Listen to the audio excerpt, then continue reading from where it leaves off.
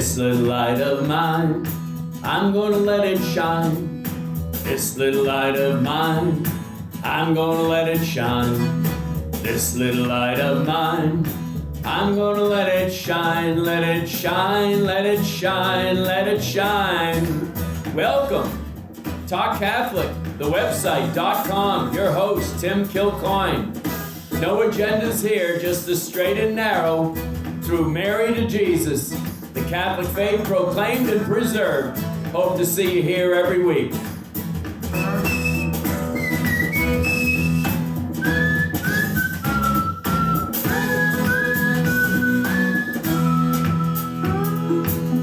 Talk Catholic with Tim Kilcoyne.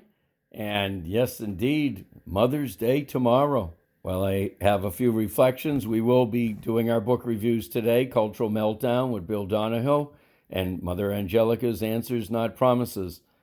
And I often think of my mom and Mother Angelica as being two peas in a pod, I guess, to use the old expression. They were very opinionated and very traditional. And I miss my mom terribly. I think of some of the always the fondest moments in one's life, I guess, come from childhood with your mother. At least we hope that that be the case for all children. As I get older and onward, I begin to realize how lucky and almost rare I was having Leave It to Beaver's parents for my parents, John and Mary. They were both spectacular. Not perfect, but pretty darn good. And those earliest memories always carry the strongest, don't they, through life? I can remember being with Mom in her arms, watching Wagon Train, an old show on TV. That was a regular routine in the day. And then I remember being on a retreat with Mom. I mentioned this before on a show. I was, I don't know, maybe 4 years of age or something, not much older than that. And I just remembered it was a retreat, and they were talking about marriage, and Mom raised her hand and was offering her solution as to how to keep it going. And she kept it so simple that I still remember it today. Well, you just want to make him happy and be there for him. Lift him up. Wow. That's summing up all the psychology books ever written. I hope. Unfortunately, they make it way more complicated than that, don't they? And I said at Mom's passing, in a little eulogy I gave, that my mother was a funny combination of St. Maria Goretti, whose birthday she was born on, in that she was big on purity. Purity rules. That's just coming from Mary Frances Hastings Kilcoyne to the max. And then she folded that T-shirt I've talked about perfectly for us. The little things were done with such care. That was St. Therese. And that feisty political voice was very much that of Phyllis Schlafly, who she loved. Not a feminist. And boy, do we need Phyllis Schlafly. And I like to even dedicate this show to some extent to Phyllis Schlafly and my mom, because I want to speak a little bit to the politics of the day that needs to be asserted for motherhood to get back on the radar for its importance and being the very cornerstone of family life, for without it, we don't exist. You know, the importance of the homemaker, namely the fruitful motherhood that is expected by our Lord. He said, be fruitful and multiply. So what is it that we're doing today to try to make that happen all the more? I want to read a little article from Catholic Family News, the April edition, and it talks about Viktor Orban, who is the leader of Hungary. And this is by Angeline Tan. She starts, it is no secret that Europe is facing an existential crisis. Its declining population, 2024 data, from Population Europe somberly disclosed the disturbing pattern of faltering birth rates across the continent. The latest figures paint a sobering picture. Every European member state is witnessing birth rates well below the replacement level of 2.1 children per woman, with countries like Spain as low as 1.19. This demographic decline threatens the very fabric of European society, leading to aging populations, shrinking workforces, and unsustainable social welfare systems. The evidence is irrefutable. Without robust and effective policies to support families, Europe risks an irreversible slide into demographic oblivion. And then she turns to Viktor Orban. Fortunately, however, not all EU countries have adopted disastrous and short-sighted migration policies to boost their demographics. Hungary, for instance, has embraced pro-family policies to stimulate population growth. Hungarian Prime Minister Viktor Orban presented Europe's largest tax cuts program and declared an income tax exemption for others would be expanded from mothers of 4 to mothers of 3 and mothers of 2 children.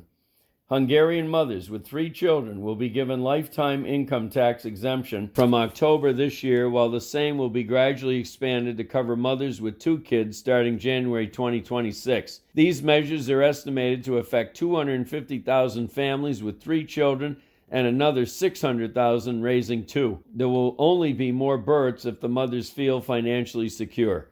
Orban said, adding that Hungary would have at least 200,000 fewer births since 2010 if it wasn't for the Fidesz government's generous family policies. Apart from the mother's tax exemption, Orban announced a doubling of the amount of tax deductibles, later this year, increasing the monthly amount parents can write off their taxes to €50 after 1 child, €200 after 2, and €500 after 3 children.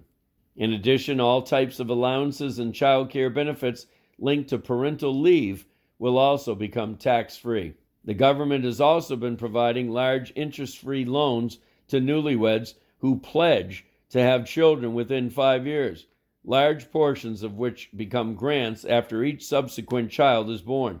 Mothers of 4 have not only been exempt from paying income tax for years, but can also apply for generous subsidies to buy 7-seater minivans.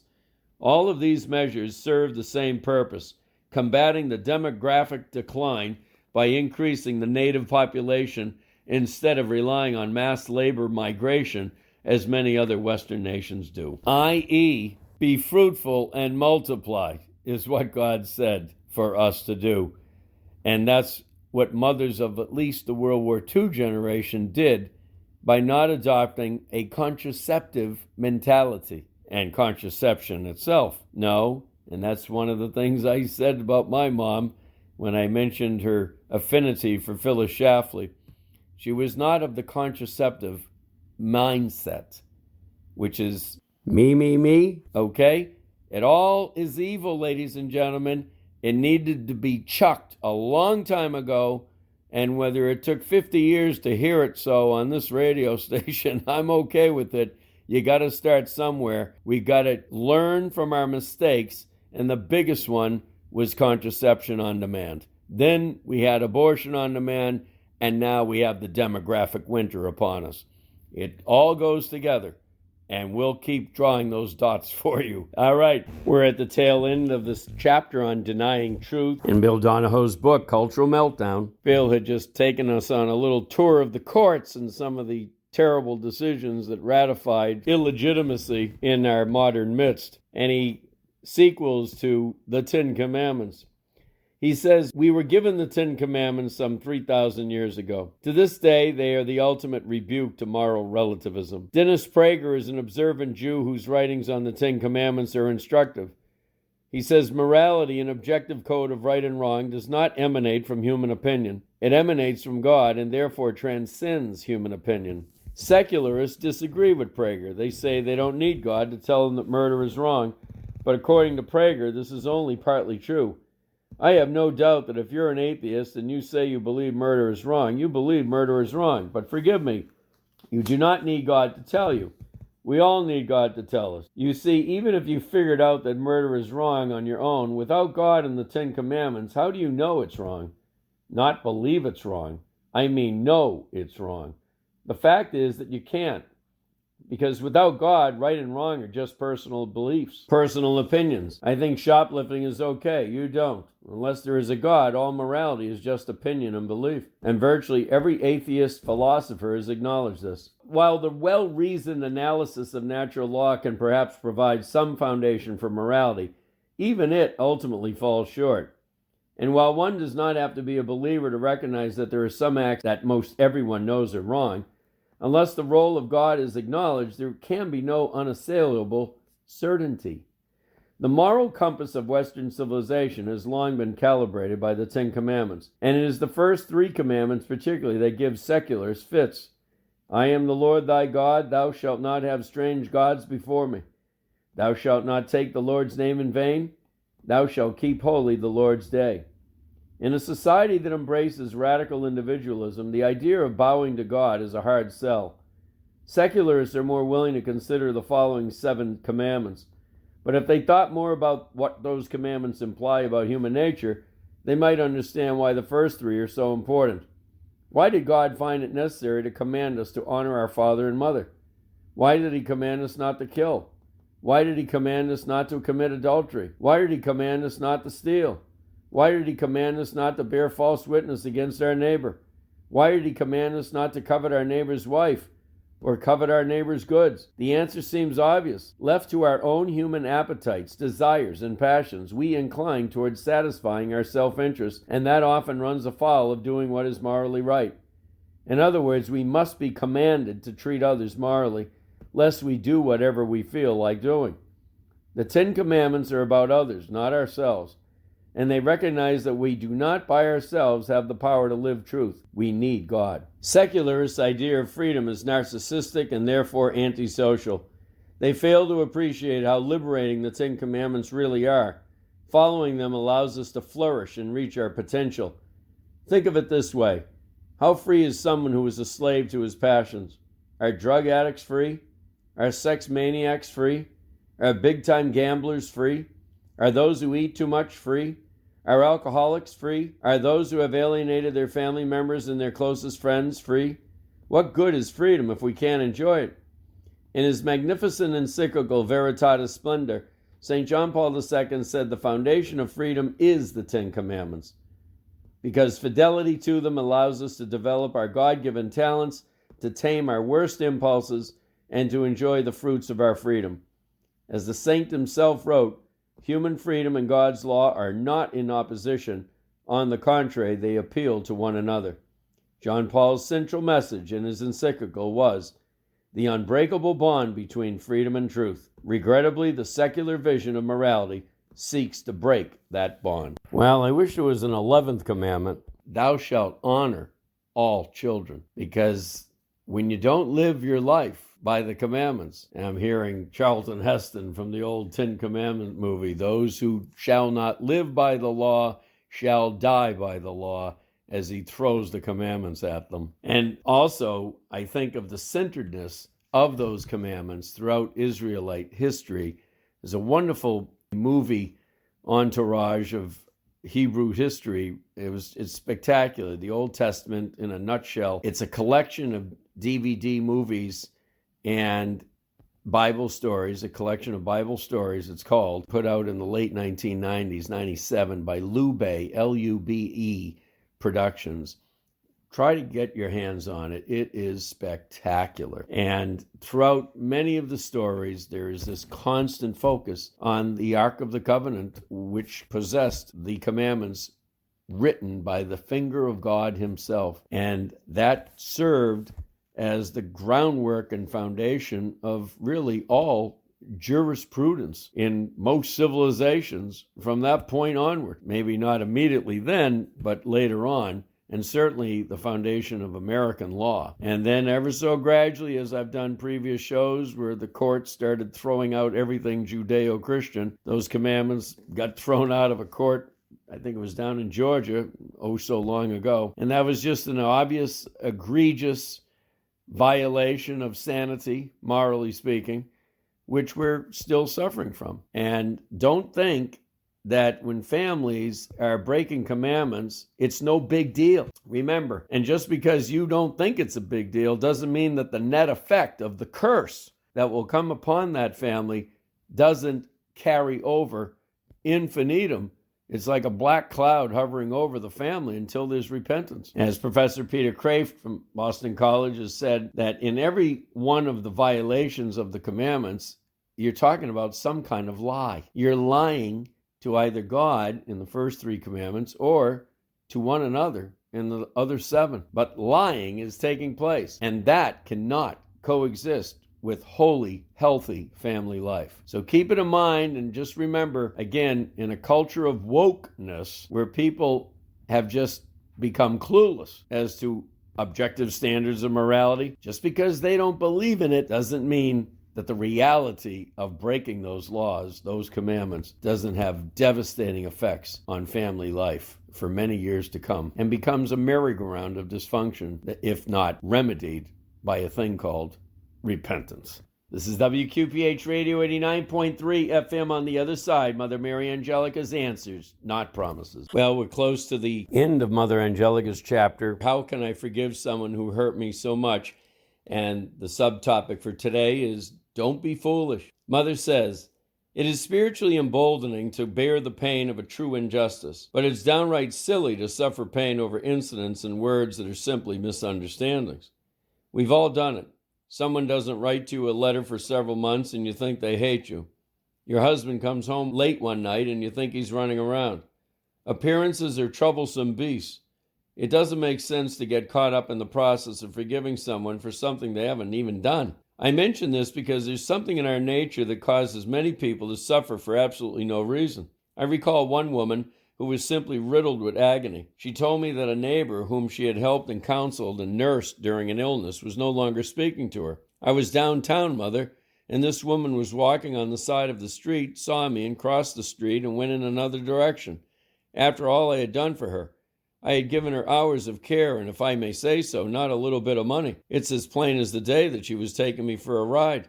How am I supposed to forgive her? Have you talked to this woman about her odd behavior? I asked, wondering what could have turned this friendship upside down. Well, no, the woman responded. What would I have said to her? Thanks for making a fool of me? I didn't believe my ears. But then this is the way we are. I told my visitor to call her friend right then and there in my office, and she did it with the reluctance of a young child. As it turned out, her friend had just been to the dentist's office, had a mouthful of Novocaine, and was so embarrassed she didn't want anyone to see her. Why had she crossed the street? To get to the other side, of course. It was indeed a joke, but not a very funny one, because my visitor had spent weeks wondering how to forgive this woman for an imagined offense. Life is too short, my friend. Whatever it is you are mulling over in your heart, whatever pain it is that has gripped your memory, check it out. Pick up the phone. Write a letter if you feel more comfortable, if you are too shy to confront it directly. Whatever you choose is okay, but make sure you know what is really going on. Jesus does not want you to bear a self-imposed cross. Your own cross is heavy enough without your adding misunderstandings and self-inflicted wounds to it. I'm laughing because I was just writing to somebody tonight about what I called wild imaginations run amok. And this is a dear friend, really. And somehow or another, I apparently got caught in the midst of 2 completely different counts of jealousy. Oh, my goodness. And nothing was less true, but nevertheless, it was all imagined in somebody's mind, and it resulted in a terrible strain in our friendship. Not with just this person, but with members of her family. It was just completely off the charts, ridiculous, and undeserved, that's for sure. And unfortunately, I never really did get an apology of any sort. And I'm not one to wait for the 3 great words. You know what those are, don't you? I am sorry. No, I've learned my lessons in life that, you'll be turning blue in the face too often if that's your litmus test for getting back together. But nevertheless, it was very important that I actually write out the historical facts for this person to make it abundantly clear that such was not the case, and there were no ulterior motives whatsoever on my part. This is exactly what Mother is addressing right now. It especially becomes magnified when there is sinful behavior or dysfunctional that never gets rectified. The lack of repentance and reconciliation, well, it results in that unfortunate strain, tension, being a constant, an open wound. And in the midst of that, time starts taking its course and your imagination runs wild. Mother has spoken to this earlier in this book. Then we add to it, then we start embellishing the whole situation and making it 100 times worse than what actually did happen. So just be mindful of the devil's playground. Those famous 6 inches between the ears. She goes on, subtopic, does it matter? Mother says, our goal is not to get bent out of shape about nickel and dime transgressions like dirty socks and messy toothpaste tubes. In the process of counseling people on forgiveness, I have encountered many instances where it would have been a little bit easier just to overlook the offense. She never returned my yellow dress. He owes me $20 and won't pay it back. They always cheat at bridge. I'm not suggesting for a minute that we avoid an opportunity to be holy or to forgive, but I am calling for a little discretion as to what bugs us. Maybe it's the Italian in me, but if your husband's been throwing the wet towels on the floor for 20 years, what good is your forgiveness? I mean, why bother? But it's not just married couples. I've seen it here at the monastery as well. When you live with 15 women, some of them for more than 30 years, you can start to develop a few pet peeves. If I put my mind to it, I could spend many a waking hour forgiving my nuns and my staff for all of their little ways and habits and mistakes. And if they were to focus solely on Angelica, they could spend the full 24 hours a day trying to forgive me of my transgressions. To what end? I know that practice makes perfect, but if we were a little bit more selective about what bothers us, we might have more spiritual energy to devote to the biggies. Concentrating on the little things too much indicates a kind of self-centeredness and emphasis on how does this affect me, rather than does it really matter? Sometimes it is better to simply accept certain temperamental qualities and personality traits in those we love and those we are trying to love, and just get on with our life. Well, you usually find me lambasting the liberal mind, but in this case, I thoroughly relish the opportunity to call out the arch-conservative mind, which often tends to be over-scrupulous, is the term theologically. And these are the people that will excommunicate you for using a preposition the wrong way. You mean you never had a good teacher in grammar? All right? They tend to be bookish, and they want only those that are part of the book club to hang out with, if they hang out with anyone. But they're oh so quick to judge the world and everything that's wrong in it. And these are the people that I think are particularly guilty of what Mother is talking about here. They just can't let anything go. They pounce. And they're pretty good at it. If they were teachers of moral theology, they'd probably be outstanding. But they're not. They're living in the real world with the rest of us. And if there's one thing they are not, it's a good listener. They're usually good talkers. And believe me, I'm hearing myself talk right now, because those of us that have an evangelical gift, we're called to teach and we're called to talk. So we have to work on that other side of ourselves that may need work. And that would include the listening gaze. And I'm thinking of a good friend who became estranged over the Easter season, and very sad, very unnecessary. And I was kind of picking up on the vibes of disinterest over time. It wasn't just the last few weeks or something. He just doesn't want to hear your story, especially if you've told it more than once. Okay, I get it, but I'm still hurting, and I need somebody to talk to. It's called a friend. And rather than just tell you straight up, I don't want to go there tonight, he just disses me over the Easter break. It was very sad and not becoming of this person's character, but definitely becoming of this person's general arch-conservative posture. And yeah, I've pointed it out as the good friend that I actually am and still am. I like to use the word kenosis with this gentleman quite often, getting into the shoes of the other. I love what Mother said. Try to overlook temperamental issues, aspects of character that are almost more DNA-oriented than they are any premeditated motivation. I remember knocking on a vocational door once years ago, and it was a very abrasive priest. he was chiding me out before I walked in the door. And I said, wow, what a welcome wagon this is. And this priest had reminded me, again, not to make decisions based on personalities. So you do really have to decide, to let it go every once in a while. Now, obviously, on the biggies that she's talking about, I would suggest that has to do with commandments broken. If these are serious sins that have been committed by those you love, close to you, family, friends, etc., they have to be addressed. And time ain't going to make any of it go away. There's a reason we still go after people that murdered somebody 40 years ago, okay? Justice matters. But that's not every day. That's not the majority of the little things that people do to bug us, as she uses the expression well. So just keep it in mind. I've said to many of my colleagues that, to their regret perhaps, I am an equal opportunity critic of both liberal and conservative, which means when to let it go and let God. We will do so here.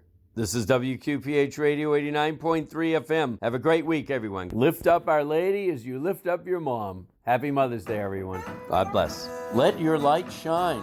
That is what it's all about here at WQPH Radio 89.3 FM. But we need to hear your story. You want your voice to be His voice. That is making the faith known to others. Please, my number is 877-625-3727. Tim Kilcoyne, TalkCatholic.com. St. Mother Teresa told us, your ministry is your work right where you are. Grab on to this microphone. God bless.